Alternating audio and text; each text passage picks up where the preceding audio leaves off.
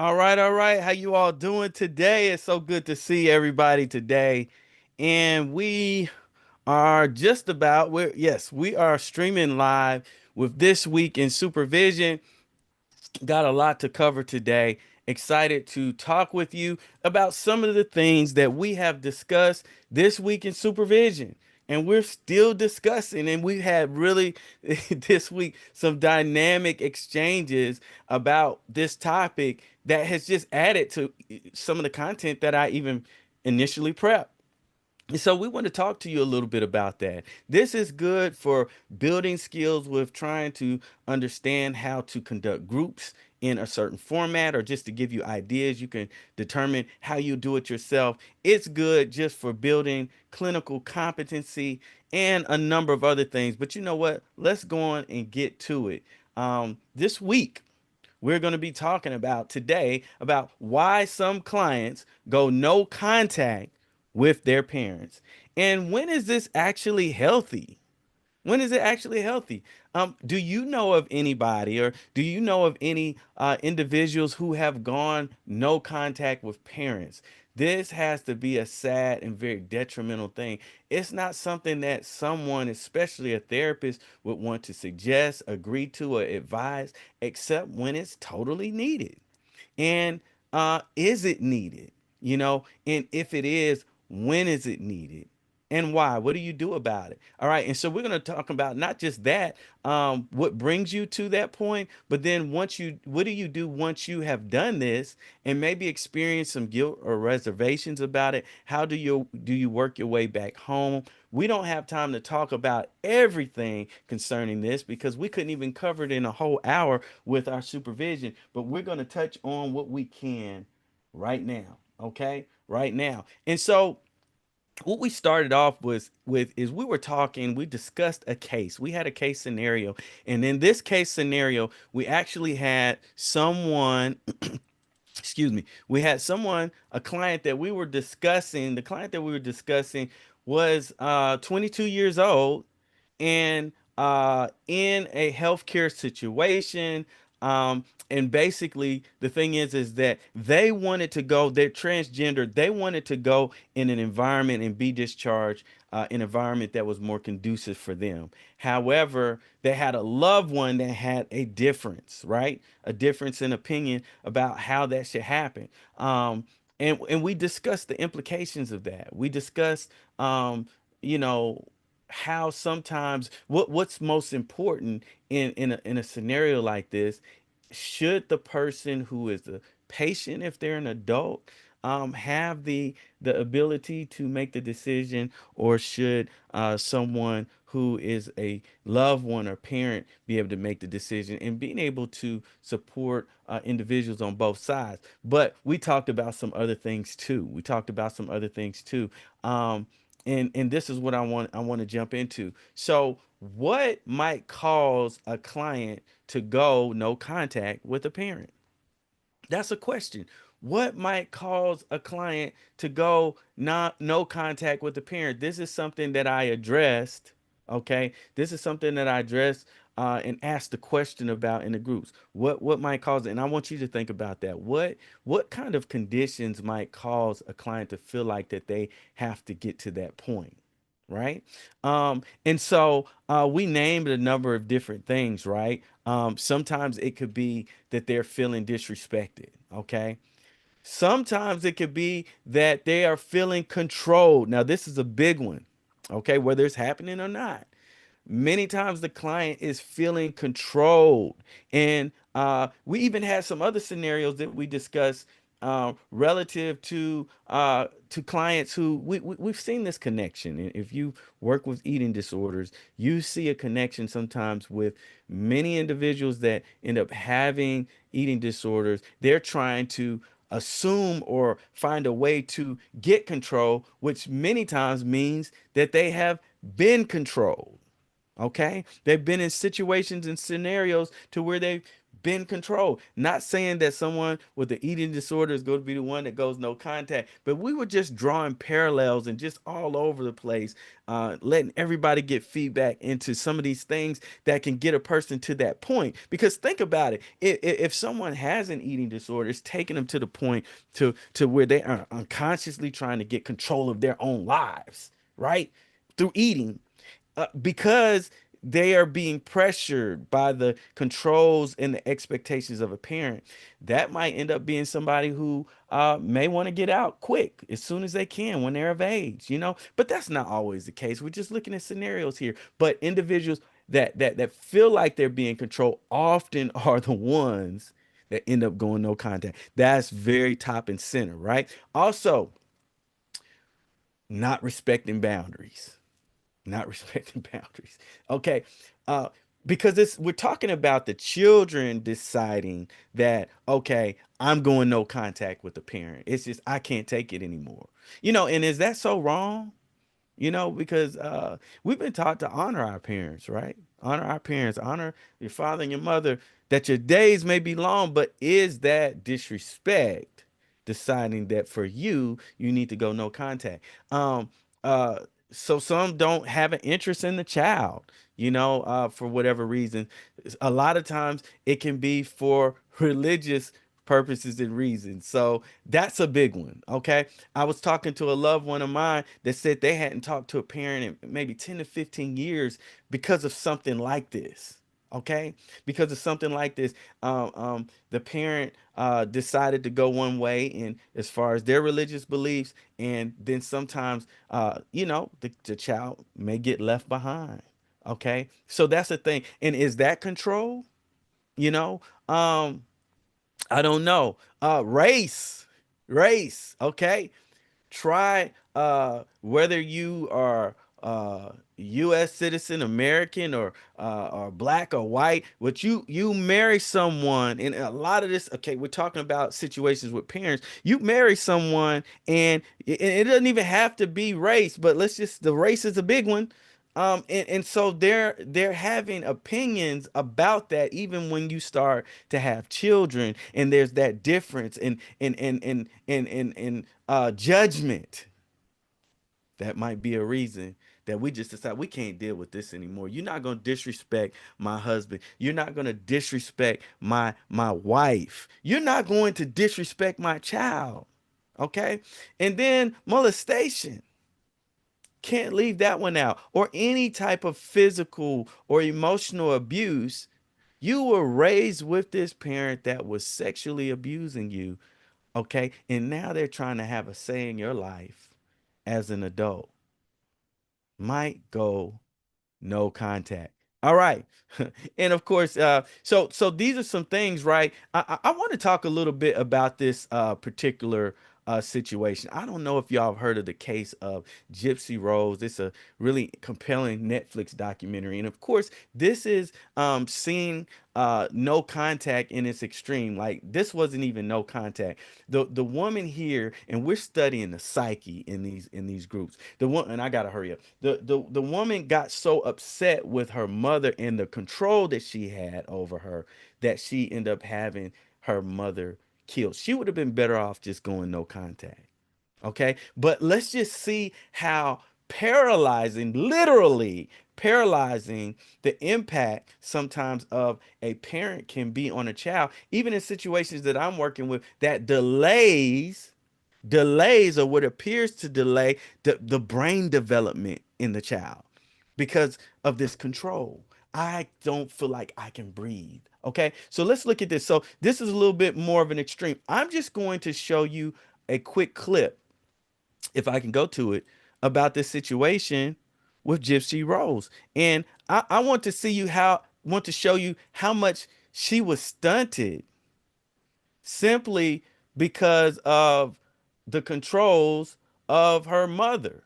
She was stunted. Like her mother had her believing that she couldn't walk, had her believing that she had all these medical conditions. Okay, I'm sorry, I cannot get to the page. She had her believing all these different things about herself. Okay, and I want to show you a little bit about that. Okay, I didn't order these real well, but just look at that picture and the image of this woman. She's younger than, but she's not as young as she looks. Let's just hear how she speaks. Me, this little, and she said, "This one day, this will be real." She's probably a teenager here. The Blackshirts moved into that house built by Habitat for Humanity. A wheelchair ramp was built just for her. And she could walk, y'all. She don't even think she knew she could walk. She was the most sick. Look, she looks sick. In between hospital stays, Gypsy frequently jet sets across the country. Ball games, galas, the most magical place on earth, Disney World. Make-A-Wish were taking her down to Orlando, all senses paid and everything. Anyway, that's how she looked. Okay, so after she did her time, because she did go rogue, um, this is she's free now. You know, looks like two different people, right? And it makes you think about like how often are our children, literally experiencing a level of paralysis. um how often are children often experience a level of paralysis from being smothered by situations that their parents have injected on them. I've been in a number of situations where parents have led their children to believe and adapted in their own minds that this child it has a learning disability, so therefore they cannot do this or that. Work with a number of situations. This child cannot work. I mean, I got into an argument, like this was not a client, with this one particular gentleman, his dad, and I'm like, dude, no. No, because I could see through it. What happens is a lot of times when the parents don't have a secure life and things going on in their lives, sometimes it's almost a threat for the child to have development. Okay. And so this is can cause some paralysis emotionally. It can cause the child to feel smothered. And then when they become an adult and try to leave, there are always additional problems that come about as well. So this is the question though, right? This is the question, really quick. Is no contact ever a good option for a child? Is this a good or an adult? Okay. Um, emotionally toxic situations can be just as vital as physical poison. And this is something that I'm not hearing enough about in mental health. Now that I'm growing my knowledge about the central nervous system and how our exposures to situations and people and individuals can impact our HRV, our heart rate, our blood pressure, our ability to sleep and recover. Okay, vital statistics, on this stuff. The presence of someone can literally, and we see from the ACE studies, if you really interpret it a certain way, it's saying that it's facts that we die early because of trauma. So if we're dying early because of trauma, it wouldn't it be important to limit what feels like trauma to your body? Okay, so these are very compelling situations. Sometimes it's trauma to be in the presence of someone that you haven't learned to yourself, or they haven't learned to communicate, and you all haven't learned to adapt. So these are things. Every situation does not have to be worked out, is what was really important. Every situation does not have to be worked out. Sometimes we have to just understand in working with clients and not force them into a repair. Help them to understand that, hey, sometimes it's good to have separation to get yourself together. And we're going to talk about the impact of that. But look, let me ask you this. Okay. What are signs that no contact should be an option or should even be considered? You thought about that? What are some signs that I'm gonna go on and try to share my screen with y'all on this one? What are some signs that no contact should be an option. It needs to be on the table. Okay. Um, Here we go. Chronic emotional and psychological drain. The hangover effect. You feel physically exhausted, anxious, and depressed for days after interacting with the parent. Hypervigilance. You are constantly walking on eggshells to avoid outbursts or a guilt trip. Dread. The sight of their eye the sight of their name on your phone screen causes a visceral sink.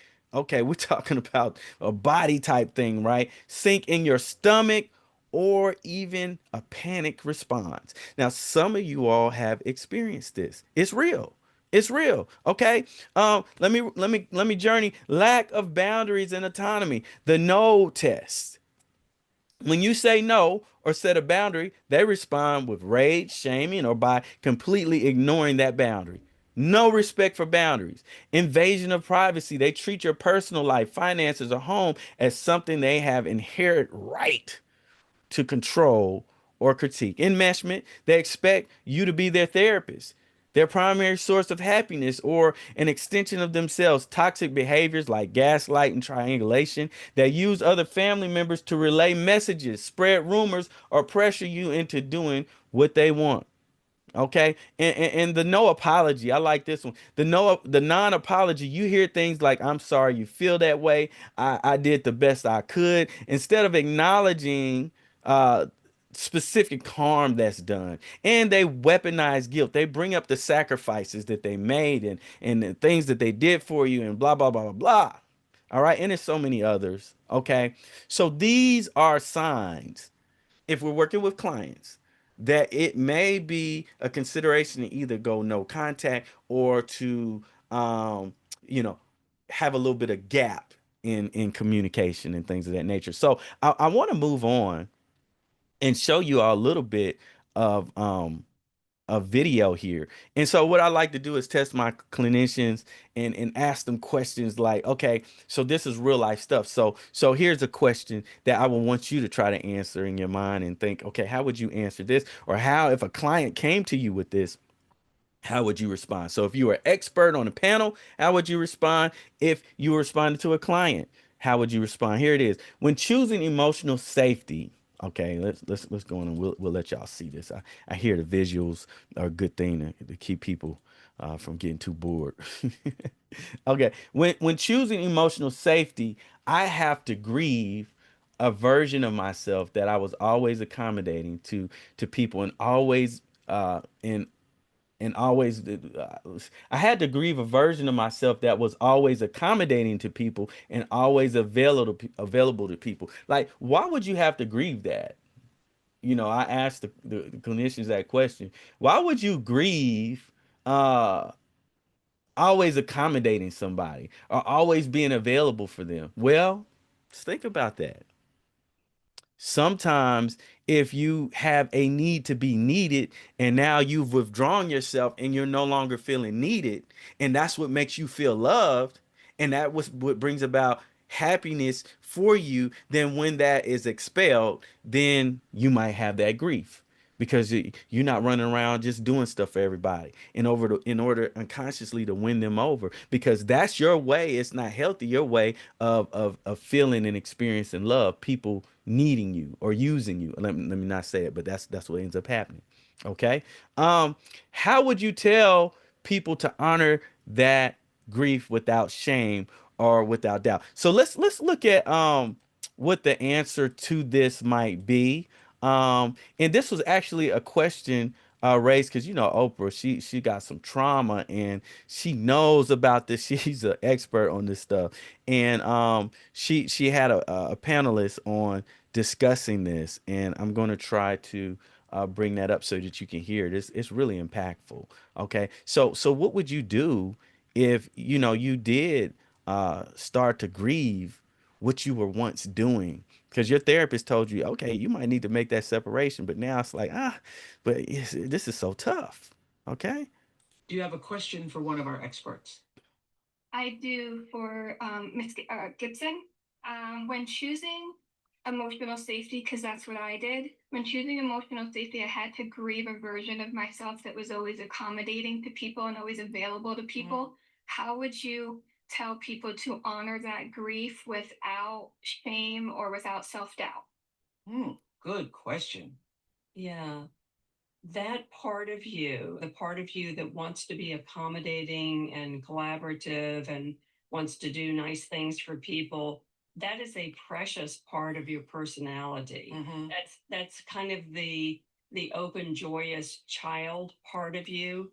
Now, that may have been commandeered to become sort of a pleaser of your parents or of your family members. And in that way, it may feel like it's something that you need to get rid of, but it's really your superpower, because who do people like to work with? Who do people like to be around? Who do people feel energized by? They're people that have those characteristics of being, receptive to other people and being accommodating and so forth. So that's not something that we want to get rid of.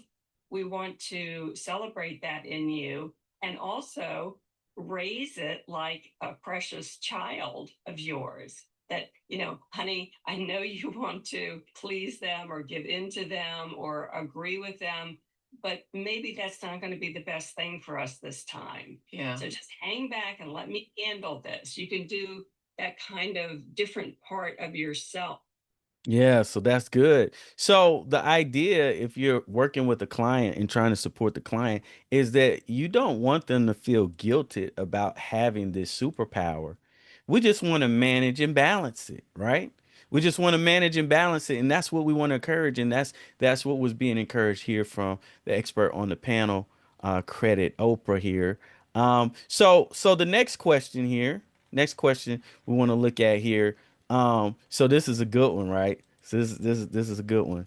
All right, so let's just say that you have made the separation, because you decided, like, I need this for my peace. The toxic environment is killing me.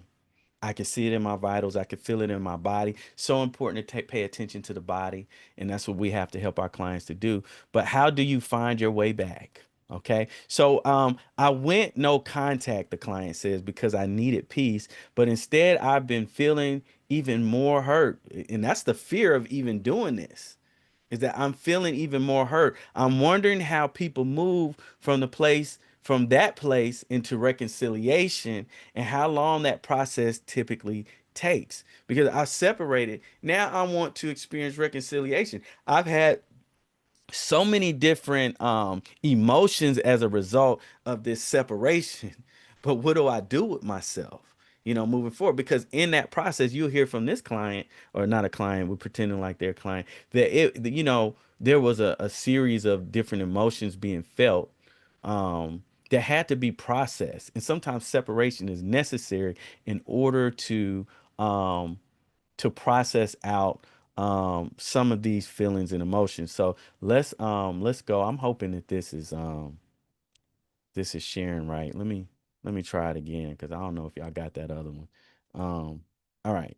So here's the second client. You had separated, no contact, because you were looking for peace, but it only ended up causing you more pain. I want to know, how did you get to a place of reconciliation, and how long did it take?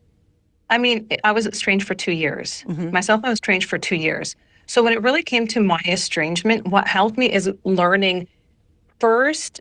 I want to say that I had a therapist too, by the way. And they're right when they're saying we come to that decision ourselves. When I was talking to a therapist, it was very uncovering everything that happened.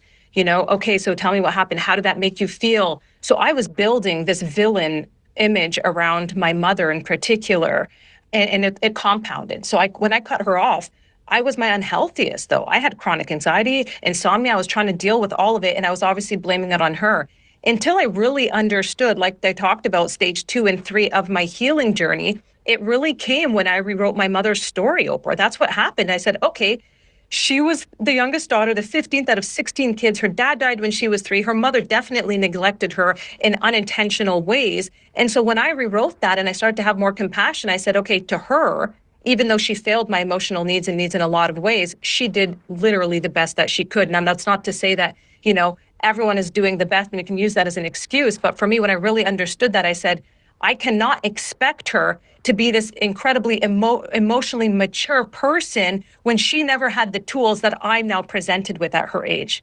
Got it. So you rewrote her story, and in I rewriting did. her story, it ended up rewriting your story or your narrative with her. Exactly. Exactly. Yeah, that's deep right there. Let me tell you, did y'all get that? That's power pack right there. That is power pack because what she's saying. So what we need to understand that um if there is a situation where there has to be no contact, I'm not ever gonna make it a complete goal. That's the choice of the client, but not trying to make it a permanent goal for separation. Eventually, we want to have reconciliation, but there need to be a time where I can think outside of you.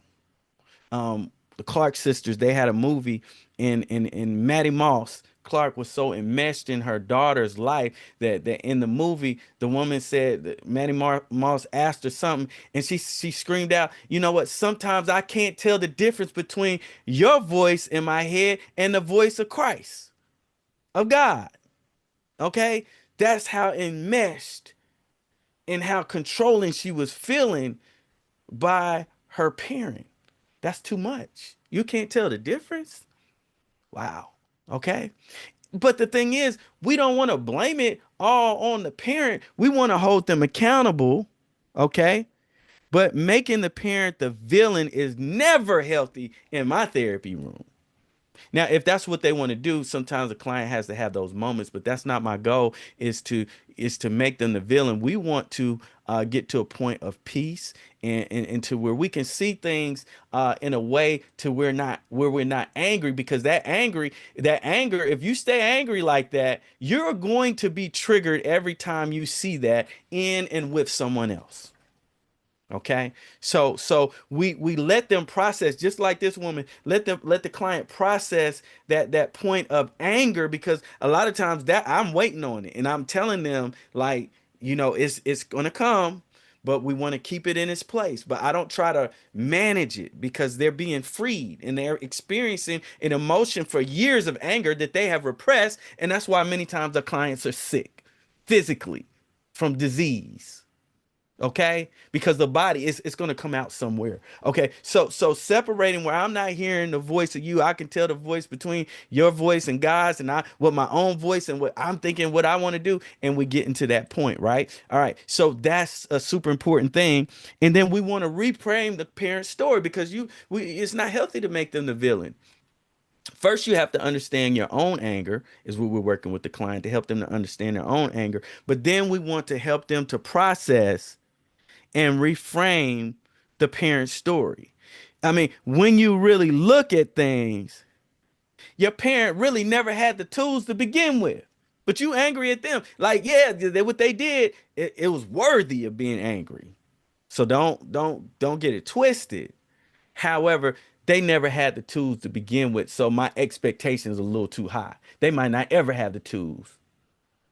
Their relationship with you, I hate to say it, because of where they are in their process, may always be hurt, because that's all they know. Sometimes that's all they're willing to work and process out. So that's why you have to determine how close, how distant. Okay. And then we went over treatment plan lastly. So how would you do the treatment plan? Most of them we didn't even get to this, to be honest, because it just was so much that we end up talking about. But and I got to stop doing that. We got to get to the treatment plan. But okay, so there's your presenting problem. The client reports initiating no contact with the parent to achieve emotional peace, but is now experiencing increased emotional distress, unsolved anger, and confusion about reconciliation. Client expresses a desire to understand the path towards healing and potential connection, because that's usually what we want, right? Okay, and we talk about the primary treatment goal is to achieve emotional clarity, regulation regarding the parental relationship, healthy value-based decision. This is what we working on in therapy. This is what we get paid to do. Okay, and so this is how we go about it with our goals and objectives. One of the objectives is identify emotional triggers and patterns. Those are crucial. Client will identify, this is how you write it out. Client will identify and verbalize at least 3 to 5 emotional triggers related to the parent and relational dynamics. Now, you're not always saying, client, this is what we're going to do. I want you to find. No, that's just worked in. These are your goals. You don't never have to really speak that to them, but you need to reach that goal and document that goal as you're going. So but you know what you're doing. Okay. um Process anger and resentment towards the parent. Man, we got to get over that. Like, if you're going to not support your client, I got a whole a beautiful resentment activity I got off of therapist aid.